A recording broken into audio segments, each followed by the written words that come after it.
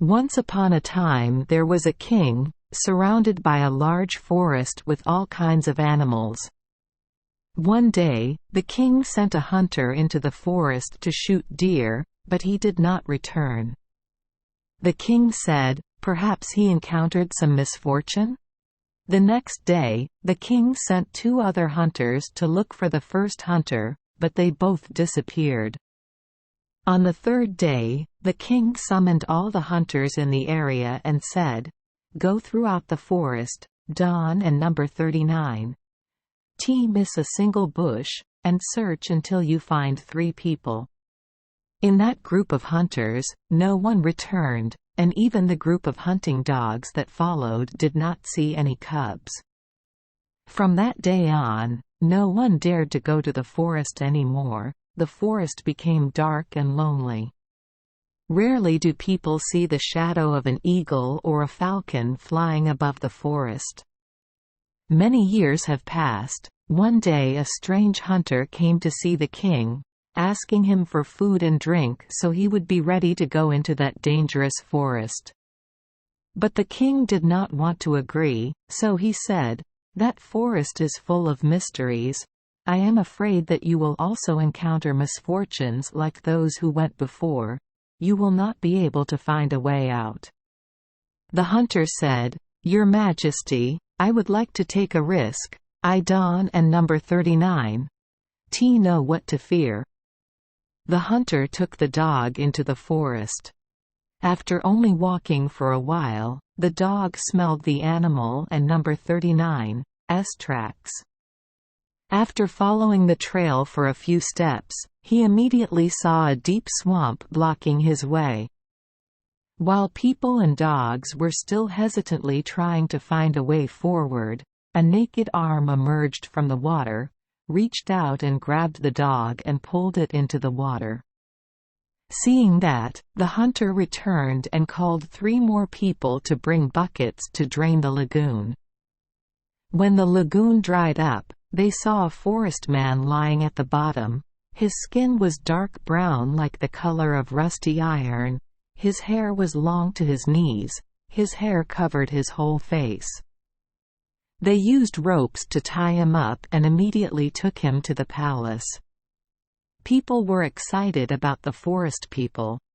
The king locked him in an iron cage in the yard and strictly forbade anyone to open the cage door.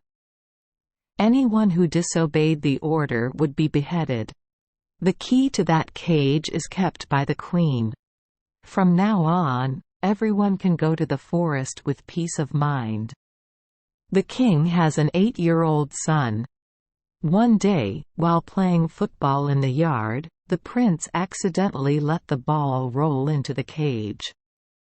The prince came to demand, "Give me back the ball." The forest man replied, "Open the door for me. Then we will pay." The prince said, "No, I and number 39 am not allowed. The king has forbidden it." Having finished speaking, the prince ran away. But the next day the prince came again to ask for the ball, and the forest man coaxed, "Then open the door for me." The prince still refused to open it. On the 3rd day, while the king was out hunting, the prince came again and said, "Even if I wanted to, I could and hash 39 open it, because I Dawn and number 39 have the key." The forest man replied, "The key is under the queen and number 39's pillow. Go in there and get it." The prince was still young and wanted a ball to play with, so without thinking, he went in, got the key, and brought it out. It took a long time to open it, but the prince got his finger pinched. The door opened, the forest man came out, gave the prince the golden ball and went away. The prince was frightened and called out loudly, "God, forest man, Dawn and number 39.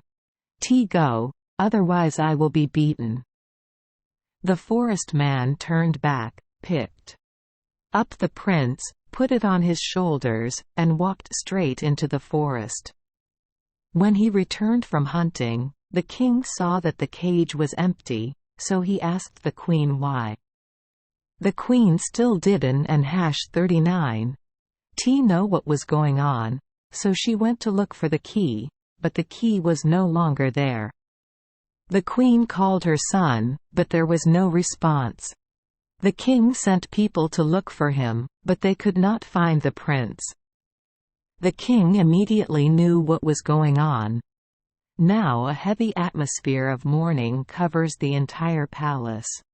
When he reached the middle of the vast deep forest, the forest man put the boy down and said, "You will never see your parents again, but you can live with me. I love you very much, because you have freed me. If you listen to what I tell you, you will have everything. No one in this world has as much gold, silver and jewels as me."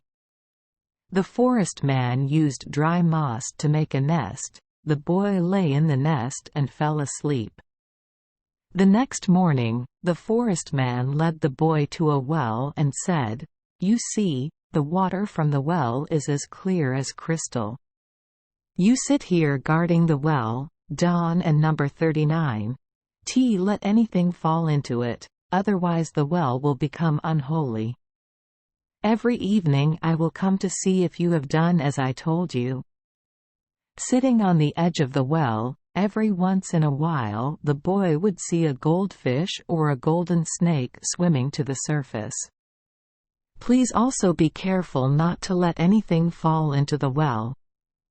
Sitting like that for a long time, suddenly the finger that was clamped was painful, so painful that he immediately put his finger in the water to relieve the pain. He immediately pulled it out, but the finger felt like it was plated with gold.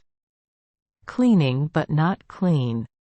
That evening Hans Iron returned, looked at the boy and asked, "What happened at the well?"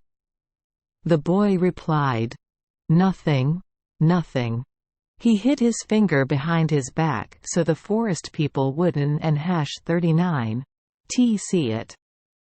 But the forest man said, "You dipped your finger in the water. This time I can forgive you. But remember to be careful not to drop anything into the water." Early the next morning the boy sat guarding the well. When his finger hurt again, he raised his hand to stroke his hair. Unfortunately, a strand of hair fell into the well. He quickly picked up the hair, but the hair was dyed a golden color. Hans returned and immediately knew what had happened. Iron Hans said, "You dropped a strand of hair into the well. This time I will forgive you, but if it happens a third time, the well will become unholy.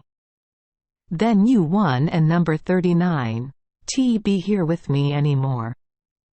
On the third day, the boy also sat guarding the well. His finger still hurt, but he didn't and #39 dare move. He sat still and looked at himself through the water surface. Forever looking at his reflection in the water, he kept bowing and bowing, until his hair fell from his shoulders into the water. At that time he quickly stood up straight, but his hair was dyed as golden as the sun. Do you know how scared the little boy was? He quickly pulled out a scarf and wrapped it around his head so that others could N and #39 see. When he returned, Iron Hans immediately knew what had happened. He said, "Take off the scarf." Immediately his golden hair appeared. The boy begged and begged but could not move anything. "You didn't and #39 pass the test, so you can and number 39 stay here. Go travel the world, then you will understand what suffering is. But you yourself have no evil heart, and I also love you, so I will allow you one thing. Whenever you are in trouble, just call out, and quat, Iron Hans, and quat. Then I will come to help you right away. My power is much greater than you imagine. I live in piles of gold and silver." The prince left the forest and kept going straight, whether the road was smooth or rough. Arriving in that big city, the prince asked for a job, but there was nothing to do. Besides, the prince himself had never learned a trade to make a living from it. Finally, the prince went to the king and number 39's palace to ask if anyone would hire him. The courtiers didn't and #39 know what to use him for, but because they found him likable, they kept him. Then he was hired as a kitchen assistant. His daily work was carrying firewood, carrying water, and sweeping ash. One day, because there was no one to blame, the cook told him to bring food to the king. Because he didn't and #39 want to reveal his blonde hair, he kept his hat on. The king had never seen such disrespect before, so he immediately rebuked him. "When you bring food to the king, you must take off your hat." He replied, "Your Majesty, I have a headache, so I don't and number 39 dare take off my hat."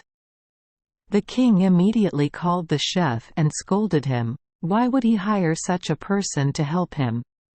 The king ordered him to be chased away immediately. The chef loved him, so he changed his job with the gardener. Now, his daily job is to dig, till, plant, and water the garden without worrying about wind and rain. One time, the summer weather was so hot that he took off his hat to cool off. The sunlight shone on his golden hair and the reflected sunlight entered the princess and number 39's room. Feeling strange, she got up to see what was going on.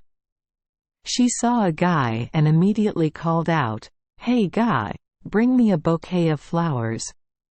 He quickly put his hat on his head, picked flowers and tied them into a bouquet. While he was walking up the stairs, he met the gardener who said, "Why are the flowers offered to the princess all wildflowers like this? Go now and pick these rare, beautiful flowers." He replied, "No, wildflowers are much more fragrant. The princess will definitely like them more." When he entered the room, the princess said, "Take down your hat, Don and number 39 wear it in front of me." He replied, "I had a headache so I didn't and #39 dare take off my hat." The princess raised her hand to lift the hat off his head, and immediately his golden hair fell down to his shoulders, looking very beautiful. He intended to run away. The princess pulled his hand back and gave him a handful of gold coins. He took the money and went out. He didn't and #39 care for gold, so he gave it to the gardener and said, "I and number 39 give it to the children so they can have toys." The next day the princess sent him to pick a field flower for her. As soon as he entered the room, the princess immediately snatched the hat, intending to take it, and he raised both hands to hold the hat tightly. The princess gave him a handful of gold coins.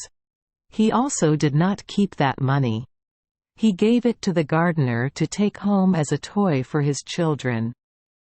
The third day went the same as the previous 2 days. The princess also could and #39 get the hat. He also did not want to take her gold. Not long after, the country was at war. The king hesitated, not knowing whether he could withstand the enemy and number 39's large army or not.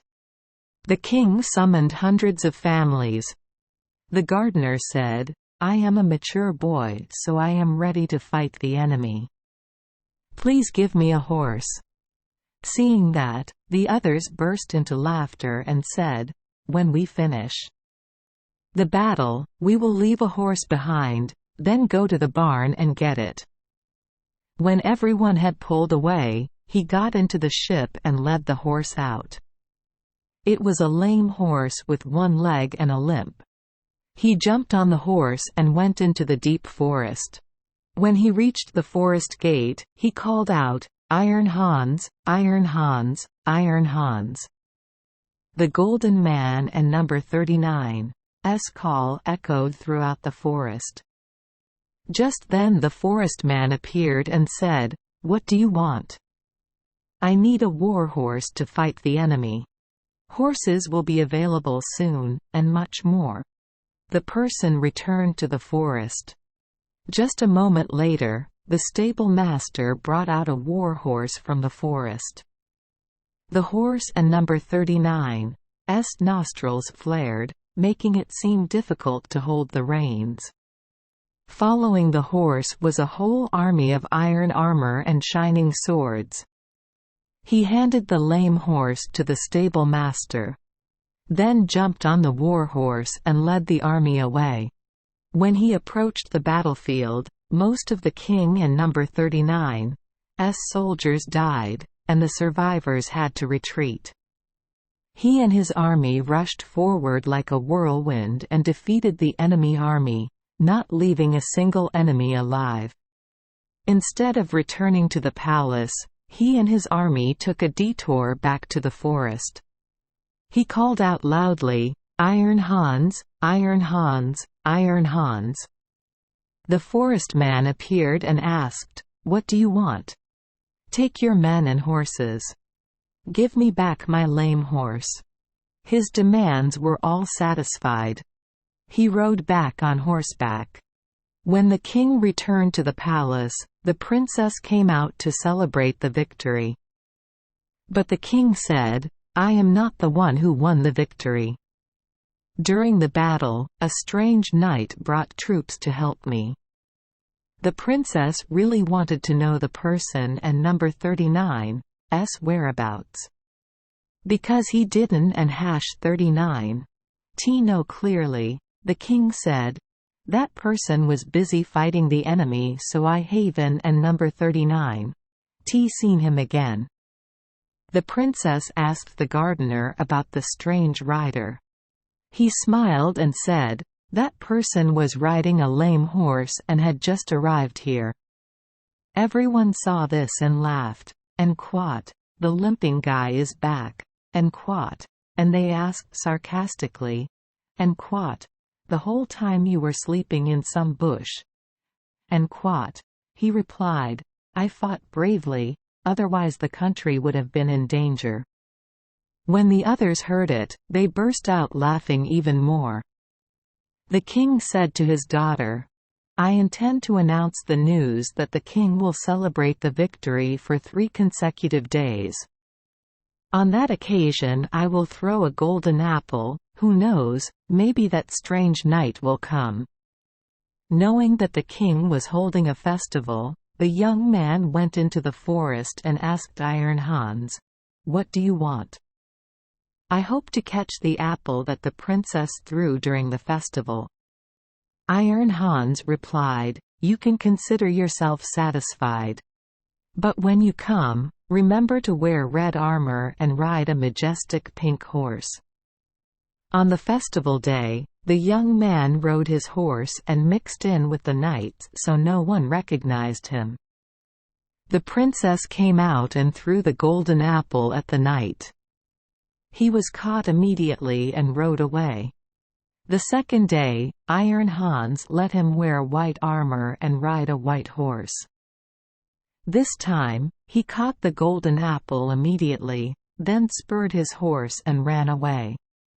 The king was angry about that, so he said, "That and number 39's not possible.